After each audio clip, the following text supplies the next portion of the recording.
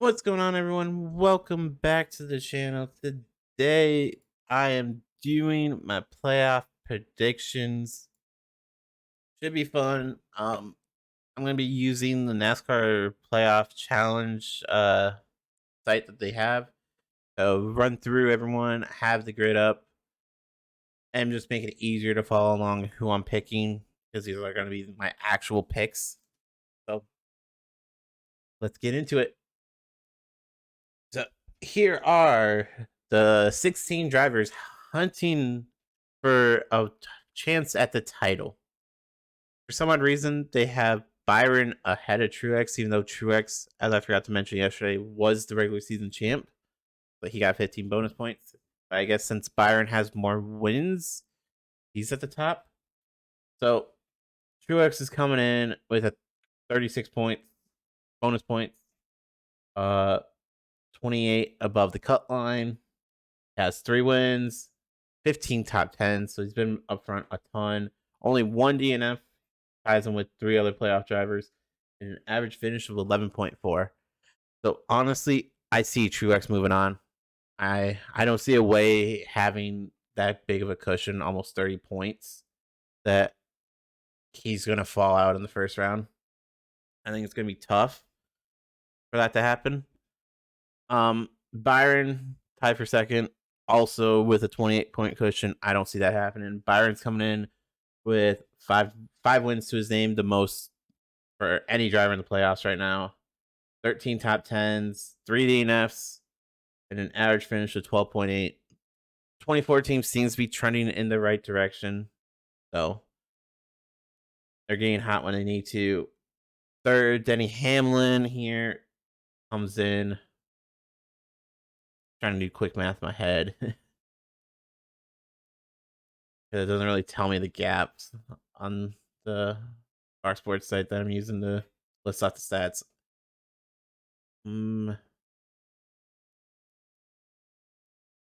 17-point cushion, so it's not horrible. Hamlin has 2 wins, 12 top 10s, 2 DNFs to his name, and an average finish of 12.3. Hamlin's been consistent up front most of the year. I don't see how. Oh, this just actually makes it easier. I didn't know it was going to do that for me. I'd rather just click on this and have you guys see as I'm talking about. Oh, it's actually showing you round by round his stats. Ooh. So yeah, Hamlin's won at Darlington, Kansas, and Bristol. And honestly, I don't see a reason for him to flutter out. Chris Buescher, he has 21 points bonus points to his name, so like I'm not really worried. He has won at Bristol last year. Did win the night race. As you're seeing, 3 top 10s. How do you have top 10s but not top top 5s but not top 10s? You know, finishing in the top 5 counts as a top 10, right? Am I looking at this right? Or did they mix it up that this is supposed to be top 5s and this is supposed to be top 10s? But then how does this work? What is going Okay. But I do see Chris Buescher moving on just because of how many points he does have. Well, here's Shrek's stats for the 3 tracks. How does this work? Tell me the math. How do you have top 10s? Less top 10s and top 5s. The math does not add. So they have to be going, okay, for a top 10, you're 6th through 10th. That's my guess, because it just does not make sense. But yeah. And then Byron's stats. He has one at Darlington.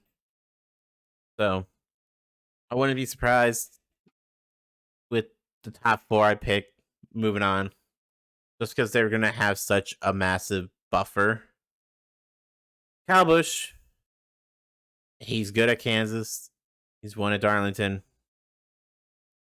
And Bristol, well, Bristol, he's coming up to Darrell Waltrip stats. So I don't see Rowdy missing this round.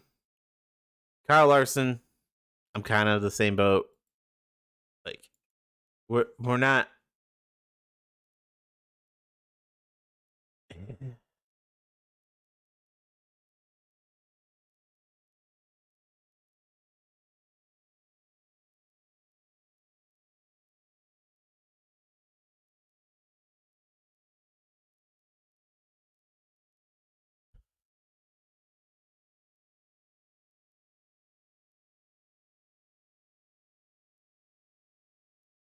Oh yeah, Kyle Larson's has a 17-point buffer. I don't see him fluttering much. Christopher Bell's 14 above the cut line. Looking at his stats, not going to great tracks, but McDowell, Stenhouse, Harvick, and Bubba have to gain for what? Harvick has to gain 18 points on him. I don't really see that happening. Like, I think Bell can make it through this round just because of how high he is. The driver I'm worried about here, Ross Chastain. Kind of seems like they're fluttering. Only 11 points above the cut line. Trackhouse, ever since they won at Nashville with Ross, have kind of been tripping over their own feet almost. They could have got Suarez in, but the pit crew messed up. And I know, like, they have Chastain's pit crew hasn't really messed up, but at the same time, he's shown speed at some tracks. I'm not confident with Ross to make it through. And only have an 11-point buffer. I mean, not even 11 points. He has 11 bonus points to his name, but he's only above the cut line by 4 points. And Big Dow has 7. So yeah, you're only 4 points above the cut line. I can't trust it. Brad Keselowski. He's decent at the tracks. I know he hasn't won in his own equipment yet, but like Daytona on Saturday, he literally made sure to get the trophy for the team. I see Brad sneaking his way through. Tyler Reddick. Tyler Reddick's only 2 points above the cut line. Trackhouse is, I mean, 2311's kind of acting like Trackhouse, is what I was trying to say. Where if it wasn't one issue, it's another. I want Tyler Reddick to do good, but only having 2 points above the cut line, 3 DNFs this season, like, we'll come back to Tyler. Joey Logano. We're going to a couple tracks that he's good at. He is tied with Blaney 1 point above the cut line. Yeah. These bottom guys, I'm going to sit and debate a bit just because they're all like super close in points with each other. And it's not like one driver's dominant over the other. Blaney here, usually super consistent. Unfortunately, is only 1 point above the cut line. Kansas, looking at his stats, there is his best track out of the 3. Blaney, to make it through, has to be running up front, has to be going for stage points. That's one of the ways I can see him making it. Like right now, he's above the cut line. He's moving on, but it's like, it's close. Michael McDowell, 7 playoff points to his name, 1 below the cut line. Like, front row's showing speed the past few weeks, but no road courses. Looking at his stats, not really going to a road course. Like, if he makes it through, I can see him making it around 8 because of Charlotte. Hell, Talladega is just like Daytona. But, like, it's going to be tough. Stenhouse Jr., 3 points below the cut line. Ever since Daytona, this team knew they were locked in. And yet, they haven't really shown the speed that they needed. Only getting 7 top 10s. Like, all season you knew you were locked in. So I get like, okay, just run the races, you're good. But like, you've only led 25 laps, which I believe most came in Daytona. 2 DNFs, no stage wins to his credit, which hurts.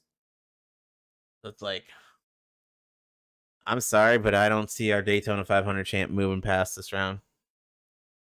Kevin Harvick, he is 4 points below the cut line, but he's won at Darlington 3 times, won at Kansas 3 times, and won at Bristol 3 times. Like, we're going to 3 tracks.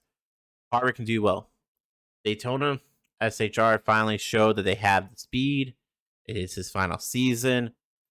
So just for that, I am going to have some sympathy points for Harvick, and I am going to move him up. But I do see him being like probably below the cut line. Now, if Harvick wins, they're going to be shuffled on who's where. But right now, looking at it, I don't have Bubba moving on. Let's look at Bubba's stuff. I know he's won at Kansas, so if he does it again, good. But the past few weeks, his pit crew have been hurting him. So just for that, and not having any bonus points to his name, I do not see Bubba moving on. Nothing against Bubba. It's just, it's the team. It's 23-11. I don't know what is going on with the team. Like, why all of a sudden they're stumbling at the most crucial point. Bubba has 5 DNFs to his name, the second most. Tied for the second most with Kyle Busch. Kyle Larson has the most DNFs on the season. I mean, for the playoff drivers, has the most DNFs on the season. It's like, Kyle Larson at least has bonus points to keep him above the cut line at 9. Bubba is at 0 bonus points. He's at 2,008 below the cut line. Like, could I see him advancing his way on points? Yeah, especially if some of these guys who are just like single digits above the points, like fluttering. If Ross Chastain, who's only a single digit above, if hell, Kyle Larson, only 9 points above, I said Hendrick Motorsports crumbles. Christopher Bell's only 6 points above the cut line. He could fall out. Ross Chastain's only 5 points. Like, you have drivers who are single digits that you have a bad race this round, you're in the hole. Plus, Bubba could win. Harvick could win this weekend. I don't really see McDowell winning this weekend. Only 2 top 5s in his career at Darlington. I don't really see him winning this week. So we have 3 spots left for the round 12. I discussed everyone. But honestly, looking at, I think Joey's gonna make it. I think Ryan's gonna blink it. I got McDowell. I think this round 23-11 gets knocked out. Nothing against 23-11. I think Tyler Reddick's gonna be a hell of a driver. It's just only having 2 points separating him and McDowell. And right now, I trust McDowell's speed over Reddick's. I gotta trust McDowell more. Ross Chastain, I think he's gonna cause trouble for himself at the next 3 tracks that he prevents himself from moving on. Ricky Stenhouse Jr., TG Doherty, they have not shown the speed since the 500. I think he has a quick exit. And as I said, Bubba's just, he's in the hole and his team is costing him. So moving on to the round of 12, we got Truex. I don't know what the cutoff line, like points wise, here is going to be. Let's just say like it's Brad. So here, stats are out the window now. It's more going to be based off field and what tracks are good at. So it doesn't show me his next round stats. Okay. So moving on, we got Texas, Talladega, and Charlotte. Now this is going to be tougher. But I think McDowell's gonna move on. Oh, I can't move him. Okay. So I can't pick every round. That's stupid. Okay. Well, I thought this was gonna help, but apparently I can't move him past. So I think Truex will win. I mean, will advance. I got Byron advancing. Hamlin. Um, Busher. I think will make it. I do not. I got Harvick advancing. I know I have Harvick at the bottom, but I think Harvick will advance. Um,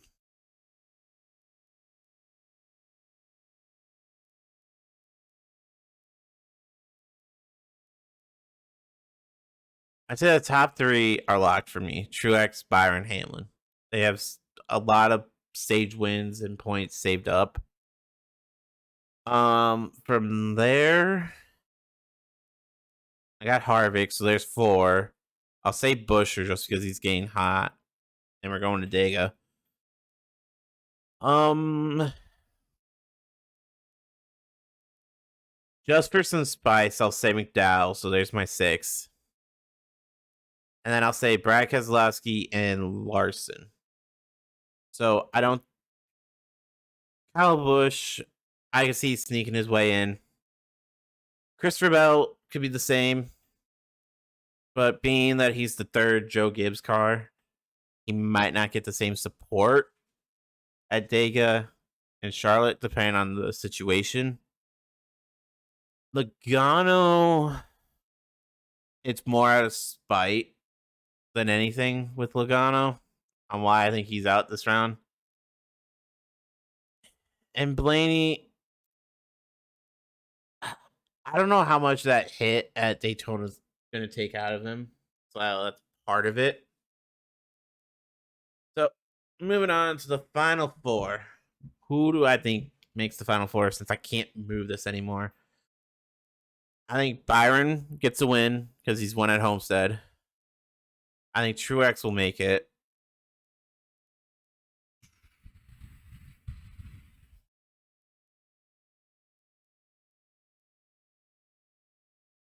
I think Harvick will make it. McDowell, no.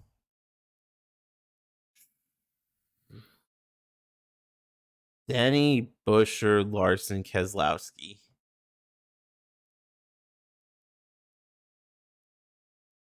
Chevy hasn't shown the speed at short tracks, so if Larson's gonna make it, gotta win Vegas because I think Byron's gonna win Homestead. Byron's been good at Homestead. Do I see Brad or Busher upsetting at Martinsville?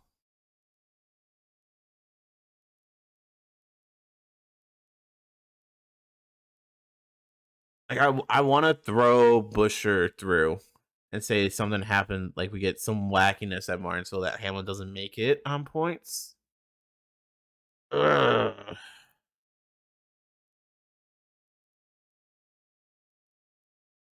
Because I got Byron winning Homestead. That's a lock for me. That is my pick for Homestead is Byron.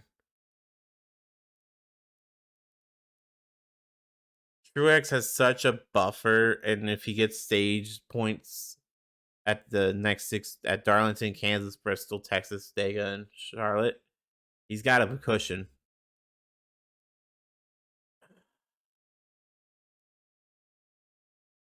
I'm trying to remember how Harvick was at Vegas. Because that could be. I can see Harvick winning at Vegas, maybe. I mean,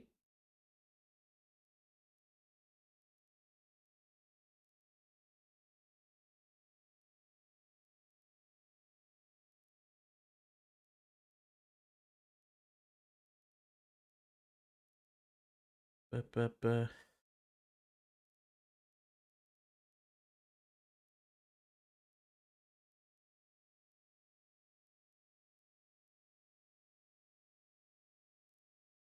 So that round, Harvick has 1 win at Martinsville and 2 wins at Vegas. I think if Harvick wins at Vegas, he's through. There's 2. I don't remember the short tracks. But I don't see those 3 tracks I do not see McDowell doing well enough to make it in, unfortunately. Especially so Harvick wins Vegas. That's how I have him locked in. Byron wins Homestead, locks himself in, which means McDowell's the lowest on the totem pole, followed by Brad, Larson, Buescher, Hamlin, and Truex. I could see Hamlin winning Martinsville. Do I see Truex losing the points?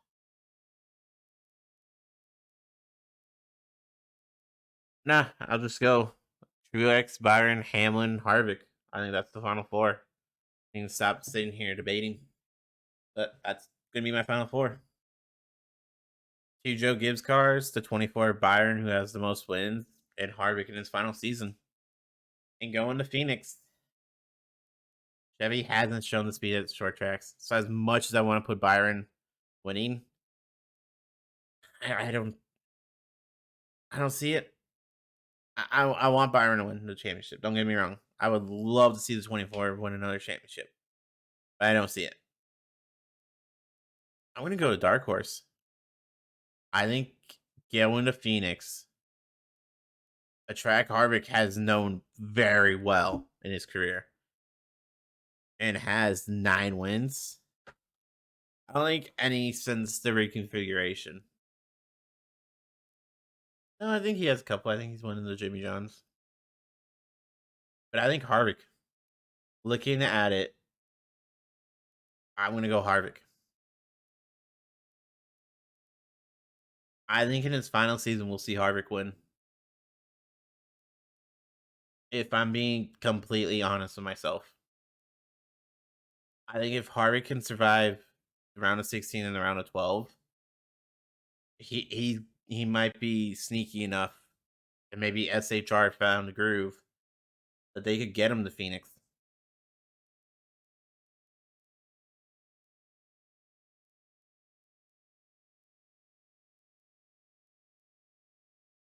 Like, logically in my head, looking at this, I want to go Byron. It's Phoenix, and you can never count Harvick out at Phoenix.